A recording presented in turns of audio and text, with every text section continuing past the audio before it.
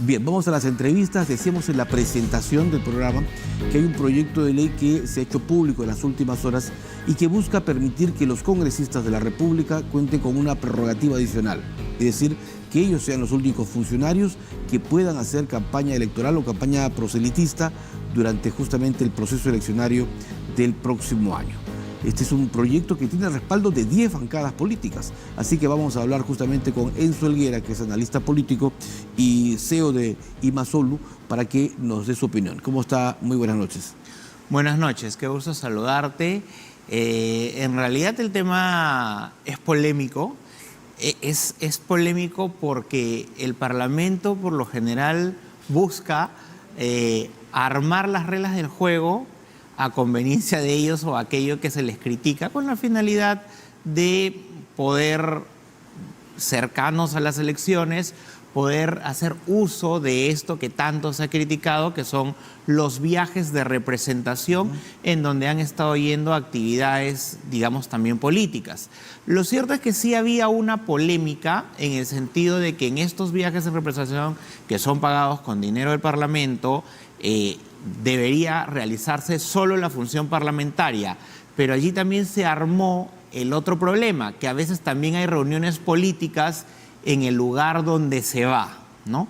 Entonces, allí había que seguramente regular algunas cosas, ¿correcto? Si puede hacer política partidaria aprovechando un viaje de representación en el parlamentario o no, o si debe cumplir determinado rol, horas de trabajo, etcétera, en su rol de representación parlamentaria, y por supuesto podría tener actividades de repente en la noche o en otros horarios que podrían ser también partidarias porque tampoco dejan de ser políticos. Claro, ¿no? Porque, a ver, hasta el momento en campañas anteriores los parlamentarios podían tener actividad o vida política luego del horario de trabajo, ¿no? Correcto. Que es contemplado en el Estado entre 8 de la mañana y 5 de la tarde, en promedio. Correcto. Es decir, ellos podrían estar en sus mítines, en actividades de campaña, sus partidos, durante la noche. Claro, que es como también lo hacen en Lima, ¿no? Es decir, cuando están en el ejercicio parlamentario pueden tener reuniones los partidos políticos y evidentemente pueden aprovechar el sábado, el domingo o en horarios de la noche para ir a sus partidos políticos, y en ese contexto también no debería haber ninguna prohibición porque no es que se van a alejar de sus partidos políticos el resto de ejercicio en el Parlamento, ¿no? Entonces, sí es importante que haya una regulación, pero que tampoco haya un exceso de regulación. Es decir, tampoco sería saludable que con la excusa de viajar solamente sea para hacer una campaña proselitista de carácter partidario, ¿correcto? Que si lo van a hacer, entonces no deberían viajar con el dinero del Parlamento. Entonces sí sería bueno darle a la población la señal de hacer las cosas correctas, ¿correcto? Entonces creo que esa definición sería muy importante. Claro, porque el gran problema es que la función de representación se va a mezclar ahora con una función política, definitivamente, y electoral, que probablemente pueda incluir a ellos, porque muchos de los congresistas van a buscar ir al Senado principalmente, o la posibilidad de repetir el plato de diputados. Por supuesto. Y aquí ya viene, por ejemplo, el asunto del proselitismo político, ¿no? Es decir, como parlamentario se puede colocar y todo, pero allí viene el tema de, por ejemplo, si usamos pines del partido, si utilizamos también propaganda del partido, y van a venir evidentemente esos espacios grises que no están regulados en la actualidad. Entonces no estaría de más que se regule la diferencia de la atención parlamentaria de la partidaria, que también implica atender a la población, ¿correcto? Como partido político. Entonces, ¿qué parte sí es permisible y qué parte puede ser como una actividad extra a la actividad parlamentaria? Claro que sí se vería mal, y reitero en esto, si los parlamentarios viajan y el resto del día están haciendo campañas de proselitismo político con identificación partidaria. ¿Cómo supervisar? ¿Cómo ponerle ese candado para que el dinero del Estado, de todos los contribuyentes, no se utilice en favor de un partido político, de una campaña electoral? Por supuesto, es decir, en la semana, por ejemplo, la organización incluso puede ser de dos tipos, ¿no? Podemos tener estos horarios nocturnos, que son los horarios partidarios que se suelen usar también acá en Lima, o también podría acercarse a tener días de representación como de lunes a jueves, y si se encuentran en una determinada circunscripción, podrían estar viernes, sábado y domingo haciendo su actividad de proselitismo con identificación política. Entonces, han cumplido la misión, pero eso sí, hoteles y otro tipo de gastos no los puede solventar el Parlamento, porque si no ya estaríamos hablando de un financiamiento a campaña política partidaria, ¿no? Entonces, ahí tiene que haber, de todas maneras, una diferenciación para evitar que la población, evidentemente, no se sienta indignada de que se está utilizando recursos para hacer proselitismo político partidario. Creo que es sano hacer ese tipo de separaciones y no aprovechar este tipo de recursos. Ahora, Enzo, en medio de todo este fragor político se viene una elección de la mesa directiva, que va a ser el primer temperamento político que se va a tener en el Congreso de la República. ¿Qué características debe tener esta mesa directiva última? Hay quienes plantean, o lo plantean cada vez que existe justamente el último periodo de gobierno, que quienes van a la mesa deberían ser congresistas que no van a postular a la reelección, para garantizar un poco la independencia y el buen manejo de los recursos del Congreso de la República. ¿Qué opinión tienes tú? Creo que eso debería ser lo más sano, ¿correcto? Sin embargo, no creo que suceda. Va a ser bien difícil. Okay, va a ser muy difícil. De hecho, en mi opinión, la bicameralidad es una experiencia con la finalidad de tener una reelección camuflada de aquellos que son en la actualidad congresistas para ser diputados o senadores, ¿correcto? Entonces, va a ser muy difícil que exista algún grupo de políticos, salvo intereses muy particulares, que no quieran postular nuevamente a la presidencia, salvo que, por ejemplo, quieran postular a un gobierno regional, etcétera, pero de todas maneras, la influencia de la mesa directiva sobre la región o sobre la circunscripción también es utilitaria políticamente. Entonces va a ser muy difícil que en esta oportunidad ocurra, porque existe justamente esta doble forma de postulación: o reiterarlo en el nuevo Parlamento, que en teoría son nuevos cargos y pueden reelegirse, o postular a una elección subnacional, ¿no? Sea de gobiernos regionales o alcaldías. Entonces, creo que hay una elección en el mismo año que evita que este tipo de apasionamientos no ocurran. Correcto, es interesante, porque además, ya que estamos hablando de este tema, la semana de representación podría ser utilizada por algunos con fines políticos regionales.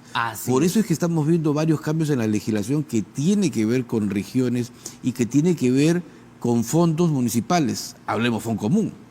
Por supuesto, es decir, no es coincidencia que haya el aumento del Foncomún, el asunto del aumento del IGB con la finalidad de la división del IGB para que también pueda beneficiar a las alcaldías, etcétera. O sea, nada de esto es coincidencia. En política casi nunca hay coincidencias, y menos esta, más en materia económica.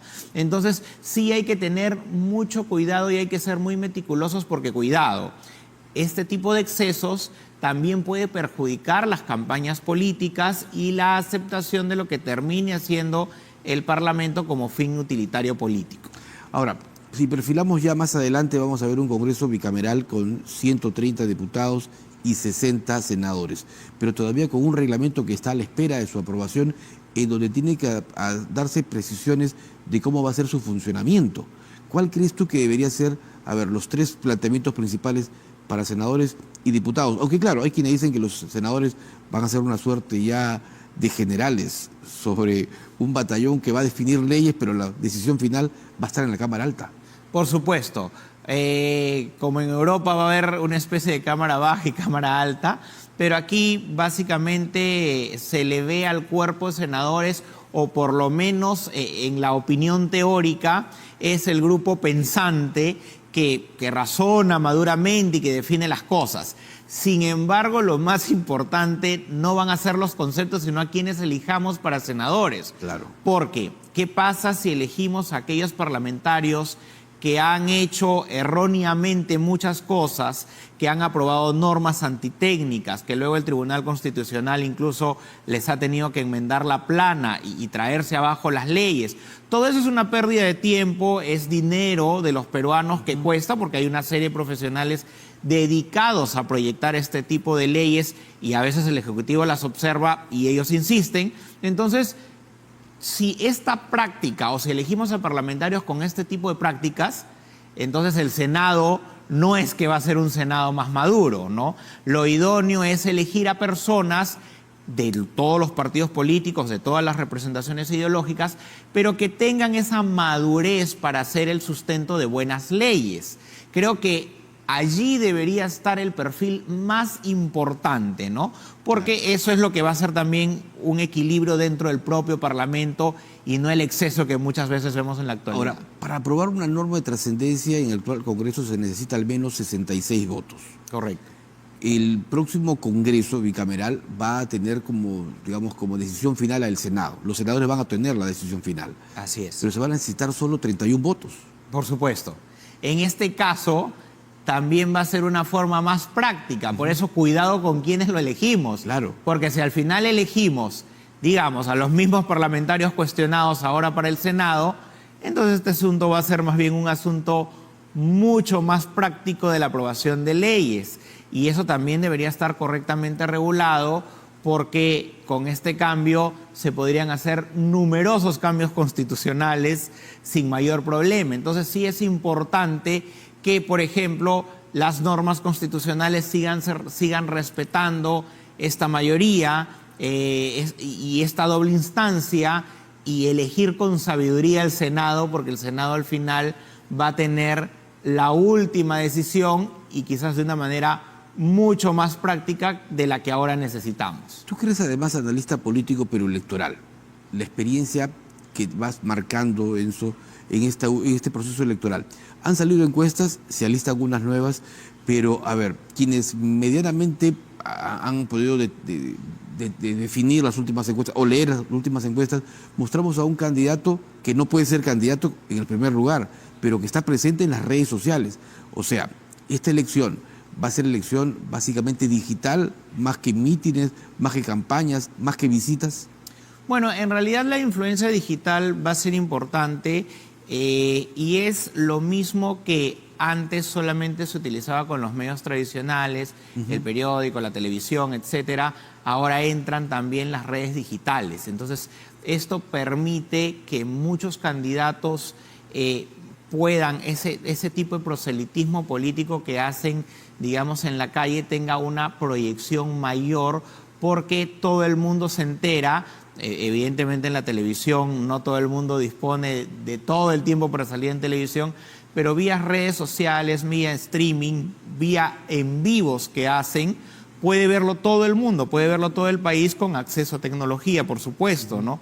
Recordemos que no toda la ruralidad al 100% también dispone de este tipo de tecnologías, pero sí llega a una gran mayoría. Entonces, esta proyección hace que aquello que hagan se pueda multiplicar por vistas, por sintonía, por empatía también, que es lo que tienen que vender finalmente. El engagement, el contacto con la gente es el mismo que proyectan de una mejor manera a través de las redes sociales, ¿no? Entonces, hablábamos... ¿Ese sería el efecto de Vizcarra que está en el primer lugar según la última encuesta de CPI? Correcto. Es importante precisar allí que Martín Vizcarra, si bien es cierto, no está habilitado en la actualidad y ha acudido a tribunales internacionales, en la actualidad no está habilitado para la presidencia, pero lo que sí puede hacer es empujar a su partido político para que coloque un grupo importante, por ejemplo, de senadores o diputados, ¿no? Hay un trasvase, un trasfondo entre la proyección política que él pueda tener y la transferencia de voto, que no es el 100%, es un porcentaje mucho menor, pero que sí podría tener el intento de colocar a un determinado número de diputados y senadores. Entonces, digamos, es el poder de Vizcarra, en tanto él siga vendiendo su proyección presidencial a través de las redes sociales, que es el que de manera más eficiente además lo ha hecho, ¿no? Hay que mencionarlo con nombre propio. Enzo, muchísimas gracias por haber venido esta noche y explicarnos un poco lo que significa el procedimiento legislativo y también las elecciones. Como siempre, un gusto. Muy amable. Enzo Elguera, entonces, analista político, estuvo con nosotros esta noche.